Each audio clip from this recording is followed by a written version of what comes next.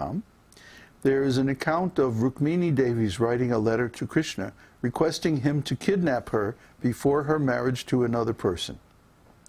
At that time, the specific attachment of Rukmini for Krishna was expressed by Rukmini as follows.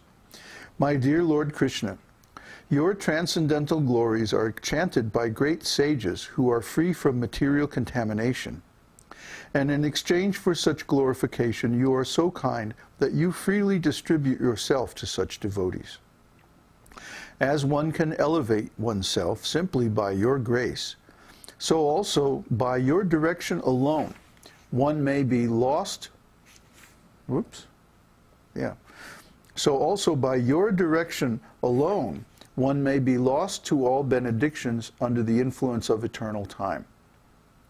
Therefore, I have selected your lordship as my husband, brushing aside personalities like Brahma and Indra, not to mention others. Rukmini enhanced her love for Krishna simply by thinking of him. This is an instance of thoughtfulness in ecstatic love. So she had understood Krishna's position as the Supreme Personality of Godhead just by thinking about him. So this thoughtfulness, this is also a quality of the devotees. The devotees don't take anything just at face value. They think about it. They analyze it. They understand its position in relation to all the other things. This ontological status. This is devotee. So, the next one is endurance.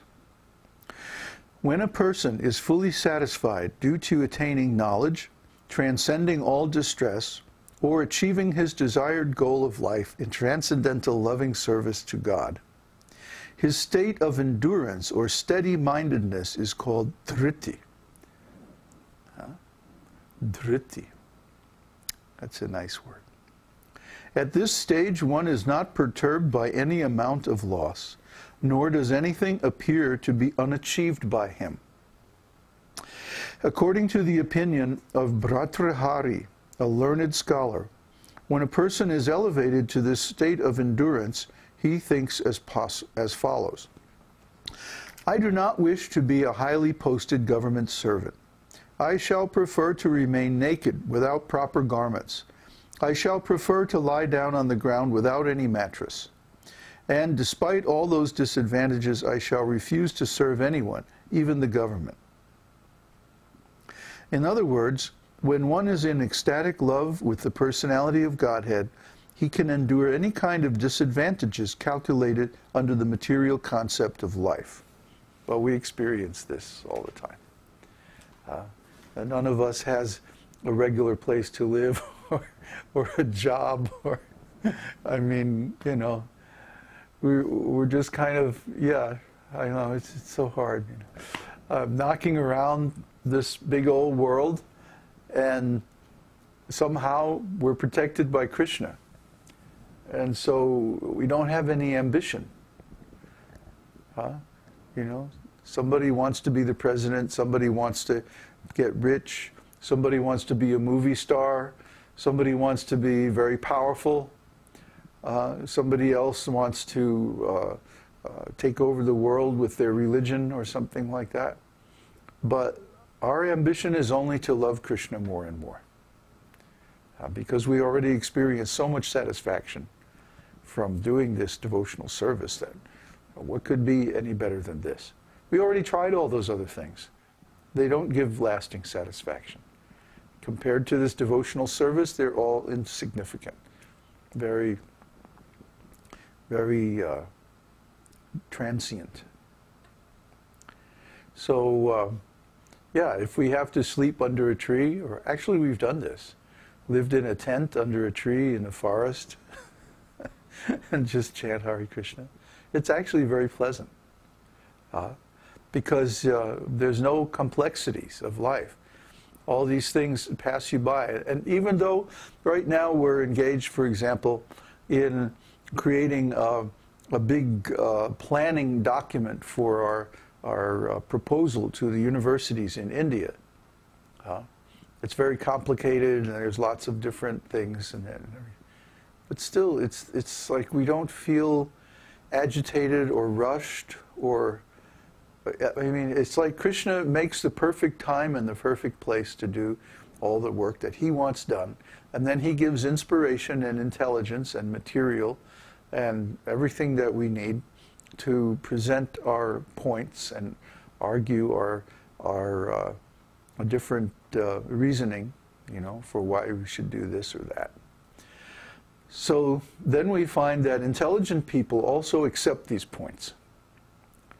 So we don't need to argue, we don't need to fight, we don't need to engage in politics, we don't need to bribe people, we don't need to do any of these things that people normally do in the affairs or business of life.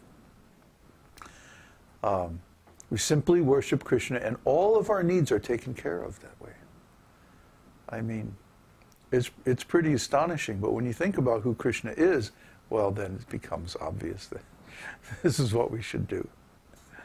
And if we actually do it, then we find that it works. But we have to become pure. It's not like you can just jump onto this devotional service and within a couple of weeks become very advanced and get all kinds of facilities from Krishna and stuff. No, no. First you have to become pure, like Srila Prabhupada said. First deserve, then desire. So first we have to deserve Krishna's trust.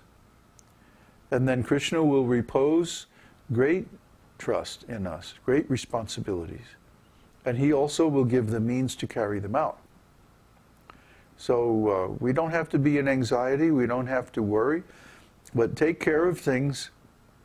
And the first things that we have to take care of are our own personal purity and the perseverance in our spiritual practices. And then we become steady. Then we can reach this stage of endurance that he talks about.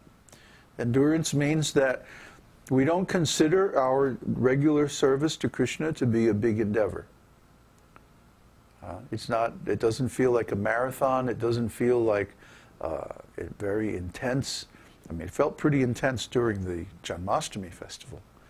But that's once a year. Most of the time we just go along at a very steady pace. And not pushing ourselves, because when we found by example or by experience that when we push too much, then we get tired and we fall down. We get weak and fall down. So rather than pushing ourselves too much, we simply go along at a steady pace, and Krishna provides everything we need because we're 100% engaged in his service. That's the secret. Okay. Nanda Maharaj, the father of Krishna, used to think, in my pasturing grounds, the goddess of fortune is personally present, and I possess more than 100,000 cows, which loiter here and there. 100,000, that's 1,000,000 cows. That's a lot of cows. And above all, I have a son like Krishna, who is such a powerful, wonderful worker. Therefore, even though I am a householder, I am feeling so satisfied. This is an instance of mental endurance resulting from the absence of all distress. In another instance, a devotee says, I am always swimming in the nectarian ocean of the pastimes of the personality of Godhead, and as such I have no more attraction for religious rituals, economic development, sense gratification, or even the ultimate salvation of merging into the existence of Brahman. This is an instance of the mind's endurance due to achieving the best thing in the world. Ah, yes. The best thing in the world is absorption in Krishna consciousness. This is samadhi. Samadhi. Samadhi doesn't necessarily mean that you're sitting there deep in the forest in a trance and not talking to anybody or doing anything. Samadhi means that within oneself, one has achieved the ultimate satisfaction, the complete satisfaction of the soul. And Krishna talks about this in Bhagavad-gītā. He says, when one is situated in this Brahma-bhuta stage, that he doesn't desire anything or he doesn't lament over anything. Like I was saying earlier, he's not affected by any amount of loss. He doesn't lament. Nor does he think, oh, I want this, I want that. But it is not necessarily a state of inaction. It can be, like Arjuna, a state of action in Krishna consciousness. Arjuna was doing his duty as a soldier to please Krishna. And so Krishna was very satisfied and rewarded him with pure devotional service, pure love of himself. Only Krishna can give that. So if you associate with devotees and you work constantly for Krishna, this is a kind of samadhi. And in that state, you attain mental equilibrium. The mind is no longer disturbed, no longer scattered among many different things, but focused only on this devotional service. And that's true peace of mind. Next one is happiness. It is described in the Vishnu Purana that when Akrura came to take Krishna